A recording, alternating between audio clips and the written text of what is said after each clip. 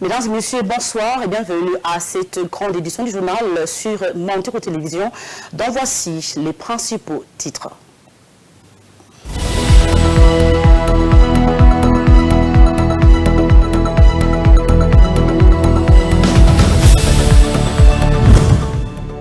Au moins 10 personnes ont été tuées et plusieurs autres blessées dans l'explosion de plusieurs bombes survenues vendredi matin dans un camp de déplacés situé aux environs de Goma, chef-lieu de la province du Nord Kivu. Selon Mario Ngavo Kambale, président de la société civile Goma, le gouvernement doit clarifier sa position face à la recrudescence de violence dans cette partie du pays.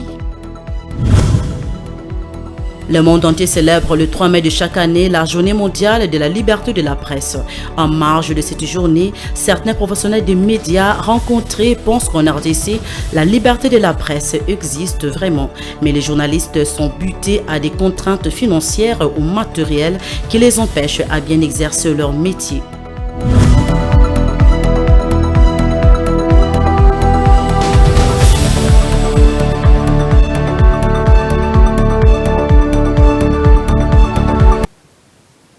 Bonsoir, mesdames et messieurs, comme annoncé, 13 morts et 30 blessés, tel est le bilan établi par la société civile de Goma à la suite des violentes explosions dans un camp de déplacés à Mungunga, dans l'ouest de la ville de Goma, suite aux affrontements entre les rebelles du M23 et les forces armées de la République démocratique du Congo. La population révoltée face à cette attaque ignoble en appelle à l'implication effective du gouvernement. Le détail dans cet élément. On se croirait dans une scène d'horreur avec des cadavres jonchant les sols, des maisons détruites et cet enfant pleurant sur le dos de sa mère alors que celle-ci vient de rendre l'âme. Cette scène macabre n'est autre que le camp des déplacés de Mungunga, situé à l'ouest de la ville de Goma, en la province du Nord Kivu. Une forte détonation a été entendue aux environs de 10h30. Des sources locales indiquent que les projectiles d'obus qui ont frappé ces camps des déplacés proviennent de la ligne de front de Saké dans le territoire de Massissi, où des affrontements opposent les rebelles du M23 aux forces armées de la République démocratique du Congo. La population, révoltée face à ce énième bombardement, est descendue dans la rue pour manifester son mécontentement.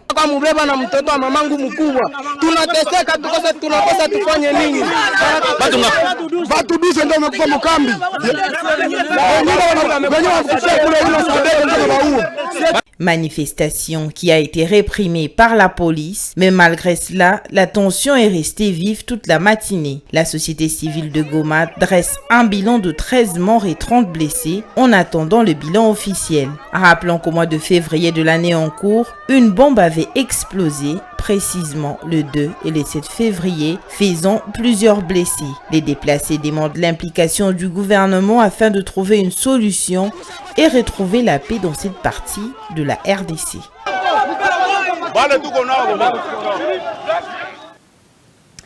La ville de Goma a été secouée ce vendredi 3 mai par une explosion dévastatrice ciblant un objectif civil au quartier Mungunga. Selon les rapports préliminaires, plusieurs personnes ont perdu la vie et de nombreux autres ont été blessés. Le FARDC reste déterminé face à cette énième attaque. Selon le lieutenant-colonel Guillaume Djiki Kaiko, porte-parole de l'armée, cette attaque vient en représailles après l'offensive des forces armées de la République démocratique du Congo qui a occasionné la destruction du dépôt d'armement et munitions de l'ennemi. On écoute le porte-parole des FARDC joint au téléphone par Viningali Junior.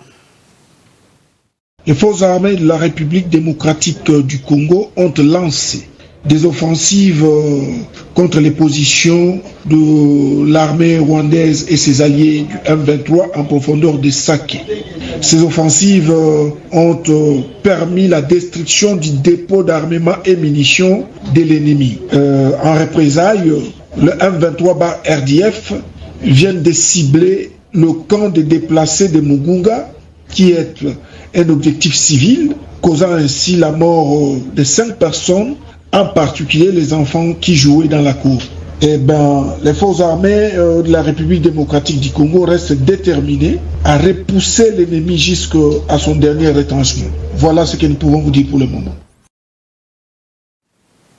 En réaction justement après de violentes explosions dans le camp de déplacés de Mungunga au Nord Kivu ce vendredi 3 mai, la société civile de Goma appelle le gouvernement à clarifier sa position face à la recrudescence des violences dans cette partie du pays. Suivez Marion Ngavo Kambela, président de la société civile de Goma. La société civile voudrait demander au gouvernement de nous donner sa position dans cette guerre qui ne fait que, n'est-ce pas, endayer les populations et faire souffrir les populations tout ce temps depuis 2 ans. Nous donnons la main, n'est-ce pas, à toutes ces familles éprouvées. Nous demandons à la population de rester sereine, mais nous nous disons au gouvernement, après toutes ces troupes qui sont à Goma, après tous ces troupes de FARDC, de Ouazalendou qui se font massacrer, qui se font trouer la peau au niveau du champ de bataille. Quelle est la position du gouvernement?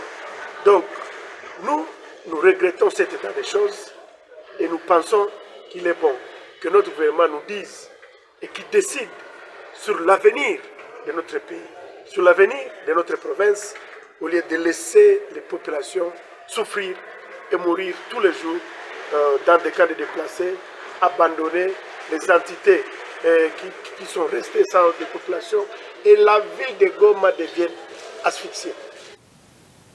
C'était bien Marion Kambale. Bien, autre chose à présent.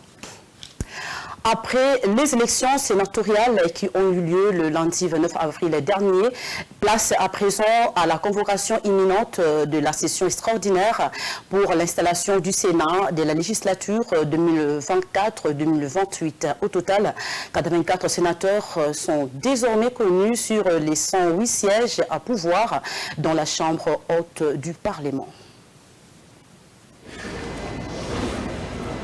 Au total, 84 sénateurs sont désormais connus sur le 108 sièges à pouvoir dans la Chambre haute du Parlement. Ils ont été dévoilés lundi 29 avril 2024 à l'issue des opérations des votes organisées dans les assemblées provinciales de la République démocratique du Congo. À la lumière de la décision de la Commission électorale nationale indépendante numéro 017-CENI-AP-2024 du lundi 29 avril 2024 portant publication des résultats provisoires des élections des sénateurs, la voie est balisée pour l'installation du nouveau Sénat. Selon l'article 114 de la Constitution, chaque chambre du Parlement s'est réunie de plein droit en session extraordinaire les 15e jours suivant la proclamation des résultats des élections législatives par la Commission électorale nationale indépendante. La publication des résultats provisoires étant intervenue lundi 29 avril 2024, l'ouverture de la première session extraordinaire et inaugurale de la nouvelle législature au Sénat interviendra le lundi 13 mai 2024, soit 15 jours après la publication des résultats provisoires. Selon le même article de la Constitution, il sera question au cours de cette session inaugurale de procéder à l'installation du bureau d'âge qui sera dirigé par le doyen d'âge assisté des 2 sénateurs moins âgés comme premier et deuxième secrétaire, la validation des pouvoirs des nouveaux élus, l'élaboration et adoption du règlement intérieur ainsi que l'élection et l'installation du bureau définitif. Comme à l'Assemblée nationale,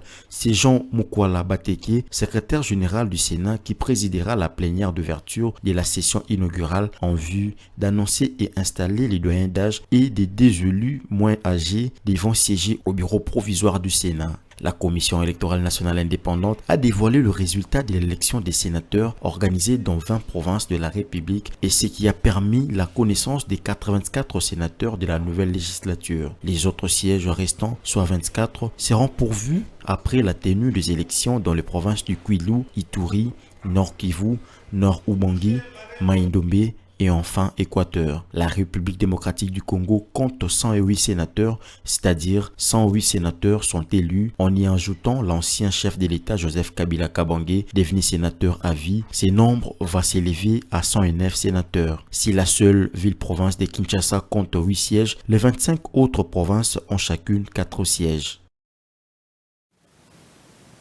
Ici est de savoir que le 3 mai de l'année, le monde entier célèbre la Journée mondiale de la liberté de la presse. Une journée instaurée par l'Assemblée générale des Nations unies en décembre 1993 après la tenue du séminaire pour le développement d'une presse africaine indépendante et pluraliste, allais-je dire. Pour cette année, la Journée mondiale de la liberté de la presse sera consacrée à l'importance du journalisme et de la liberté d'expression dans le contexte de la crise environnementale mondiale actuelle. Grâce Mayo pour les détails. À l'occasion de la célébration, ce vendredi 3 mai 2024, de la Journée mondiale de la liberté de la presse, Reporters sans frontières rend public son classement annuel de pays le plus à risque pour les journalistes dans le monde. Au total, 180 pays dont l'écosystème médiatique est analysé et évalué concernant notamment le cadre normatif et constitutionnel de l'exercice du journalisme. Contrairement à l'année 2023 où elle occupait la 124e place, la République démocratique du Congo n'a avancé qu'un d'un pas. Elle figure à la 123e place avec un score global de 48,91. Pour cette 31e édition, le professionnel de médias congolais pense que la RD Congo fait ses preuves en matière de la liberté de la presse. Cependant, il y a encore du chemin à faire dans l'amélioration des conditions de travail des journalistes. Selon Augustin Kapena, journaliste chez Rupture Télévision, la liberté de la presse en République démocratique du Congo n'est pas totale. Il y a 2 pays qui ont émergé par rapport à cette liberté. L'effectivité reste jusqu'alors partielle, bien qu'il y ait eu les états généraux de la presse congolaise. Comme dans tous les pays du monde, vous allez constater qu'il y a des pays qui ont déjà émergé, qui ont déjà évolué par rapport à cette liberté de la presse. Il y a plusieurs délits de presse dans nos différents organes de presse qui font à ce que cette liberté ne soit pas vraiment autonome dans notre pays. Mais aussi, il y a un aspect très important, c'est celui des moutons noirs dans ces métiers. Il y a des organes de presse aussi qui ne respectent pas les normes, les lignes éditoriales de chaque organe de presse, mais également l'éthique et la déontologie de ces métiers. Pour sa part, Simon Kabamba, directeur de programme à la radio-groupe L'Avenir, c'est difficile de parler de la liberté de la presse aussi longtemps que les conditions financières des journalistes sont précaires. Au Congo, la liberté de la presse existe sur le plan légal, mais il y a certaines contraintes qui poussent les gens eux-mêmes à troquer leur liberté. Il y a certaines contraintes qui vous poussent à ne pas exercer votre liberté. La loi reconnaît la liberté. Nous avons cette liberté. De la part de la Constitution, il y a la liberté. Mais pour l'exercer, cette liberté-là, il y a certaines contraintes. Ça peut être des contraintes, peut-être vous avez des besoins. Il y a, sur le plan matériel, tout n'est pas en forme. Vous pouvez avoir des problèmes sociaux, et que devant ces problèmes sociaux, vous devez commencer maintenant à réfléchir sur l'exercice de votre liberté. Même constant pour Willy Kakumi qui pense que la liberté de la presse au Congo existe sur le point de vue légal, mais plusieurs contraintes empêchent le chevalier de la plume de l'exercer pleinement par manque de moyens financiers. Je pense que la RDC, chaque année, essaye d'avoir quelques progrès dans ce domaine parce qu'aujourd'hui, vous avez beaucoup de journalistes qui peuvent traiter l'information en toute indépendance durant le processus de collecte, de traitement et diffusion de l'information sans nécessairement être inquiétés par rapport à l'angle qu'ils essaient de prendre. Et donc, on peut affirmer sans peur d'être contredit que la liberté de la presse existe bel et bien en République démocratique du Congo, même si nous devons nuancer en disant la liberté de la presse rime avec une certaine autonomie financière des médias. L'ONG Journalistes en danger affirme avoir recensé plus de 500 cas d'atteinte à la liberté de la presse ces 5 dernières années en RDC selon un rapport publié ces jours.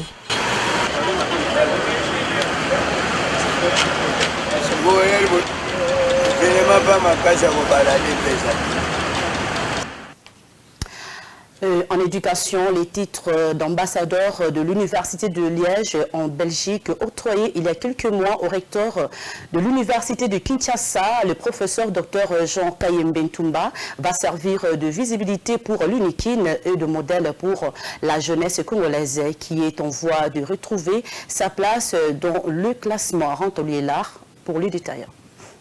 Élevé en dignité, d'abord comme doyen de la faculté de médecine, puis comme recteur de l'université de Kinshasa, le professeur Dr Jean-Marie Kayembe Ntumba a également été élevé au rang d'ambassadeur de l'université de Liège en Belgique. Ceci va impacter positivement l'université de Kinshasa dans la visibilité en servant de repère pour la jeunesse. Ma réponse pourrait se situer à deux niveaux. Le premier, c'est d'abord augmenter certainement la visibilité de notre université. Nous sommes en phase d'internationalisation de cette dernière à travers des partenariats noués avec la plupart d'autres universités étrangères.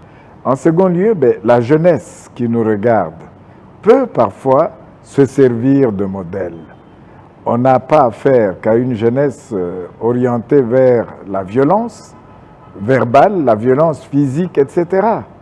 Cette jeunesse a besoin de repères, cette jeunesse a besoin réellement de modèles. Si nous arrivons à donner un exemple d'une petite réussite, quelque petite qu'elle soit, je pense honnêtement que ceci peut stimuler les jeunes à aller de l'avant et à faire mieux. Classé il y a quelques années parmi les dernières, à présent, grâce au management du professeur Dr Jean-Marie Kayembe, l'université de Kinshasa fait sa montée en flèche. L'université de Kinshasa, on ne l'avait même pas parmi les 100 premières universités en Afrique. Edu Ranking, qui est un modèle de classification américain, nous situe, la première année, nous étions déjà à la 69e place, aujourd'hui à la 54e. On n'est pas encore tout à fait satisfait de cela parce que nous pensons que nous pouvons faire mieux. Je suis sûr et certain qu'en numérisant nos différentes gestions, qu'en améliorant nos partenariats publics-privés, mais partenariats également avec les universités étrangères, je suis également d'autant plus sûr que lorsque nous développons des partenariats avec d'autres réseaux d'universités ou de recherche à travers le monde, l'exemple d'Arua, l'exemple de Sarua, l'exemple de Rue Forum, l'exemple de Una Europa, auquel aujourd'hui nous appartenons, comment ne pas décoller, comment ne pas être visible. Devant plusieurs défis, le recteur et son comité d'administration ne ménageront aucun effort pour le relever. C'est notamment le défi de l'assainissement de notre environnement. Nous devons être le modèle dans l'assainissement, étant détenteurs, étant dotés d'une faculté de sciences avec une mention environnement. C'est nous qui devrions prêcher par l'exemple. Le second défi est celui d'être une université réellement entreprenante et innovante, une université créatrice de richesses.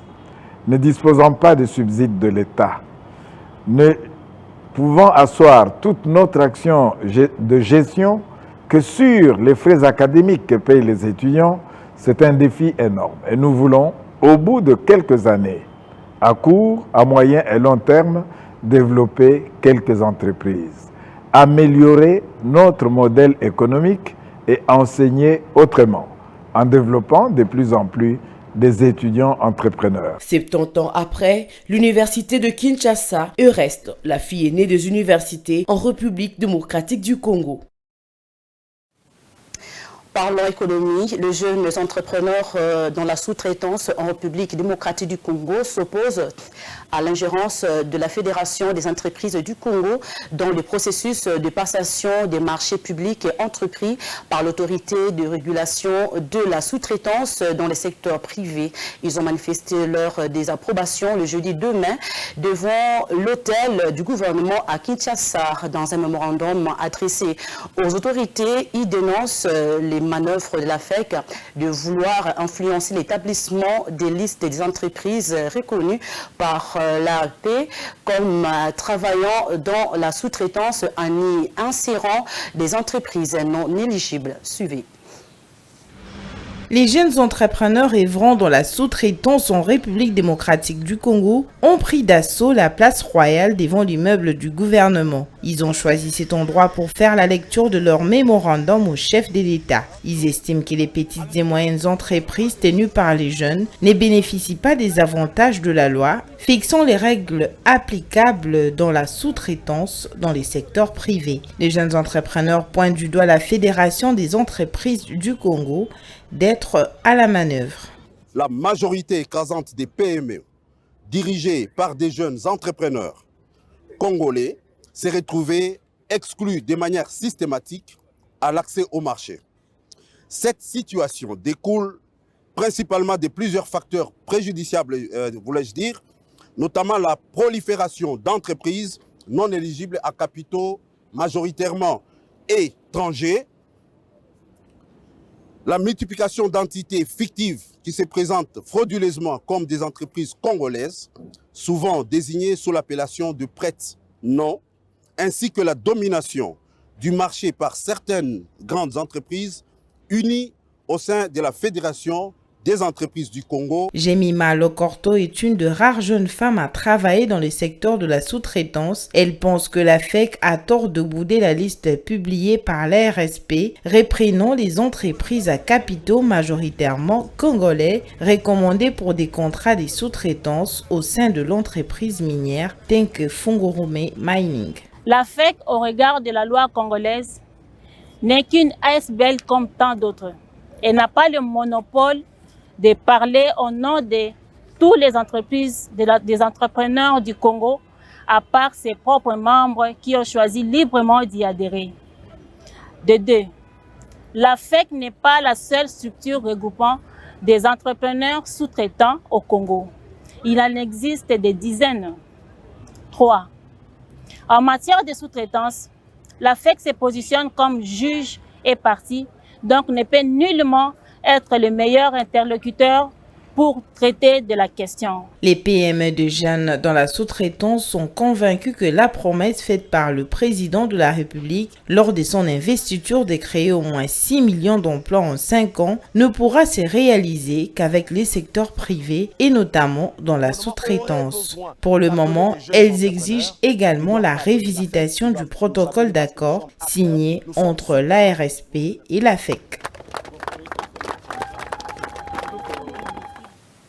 Et en dehors de nos frontières, le porte-parole de l'ONU, Stéphane Dujarric, a déclaré que le secrétaire général avait exprimé sa profonde détresse à la nouvelle des centaines de vies perdues et de nombreuses autres personnes affectées par les fortes inondations au Burundi, au Kenya, en Somalie et en Tanzanie, ainsi que dans d'autres parties de l'Afrique de l'Est lors d'une réunion d'information tenue ce jeudi. Diane Bonga pour plus de détails.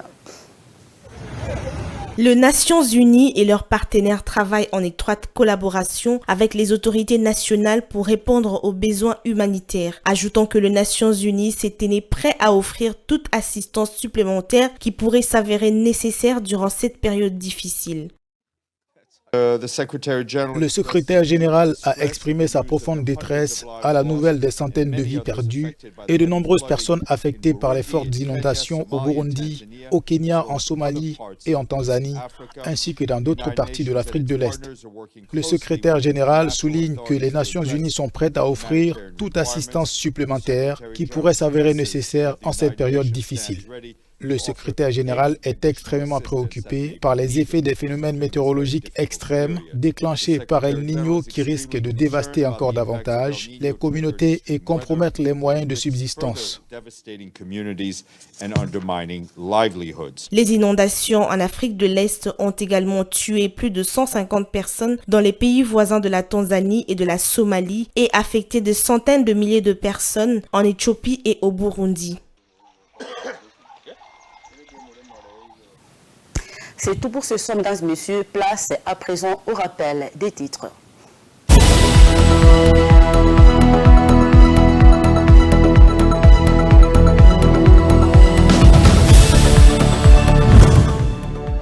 Au moins 10 personnes ont été tuées et plusieurs autres blessées dans l'explosion de plusieurs bombes survenues vendredi matin dans un camp de déplacés situé aux environs de Goma, chef-lieu de la province du Nord Kivu. Selon Mario Ngavo Kambale, président de la société civile Goma, le gouvernement doit clarifier sa position face à la recrudescence de violence dans cette partie du pays.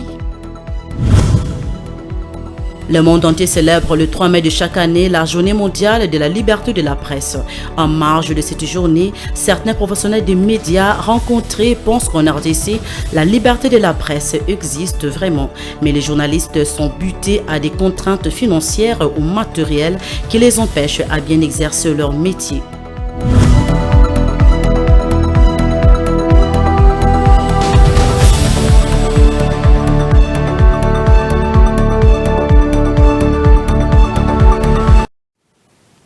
Merci d'avoir suivi ce journal, mesdames et messieurs. Bonne suite de programme sur Mandico Télévision. Au revoir.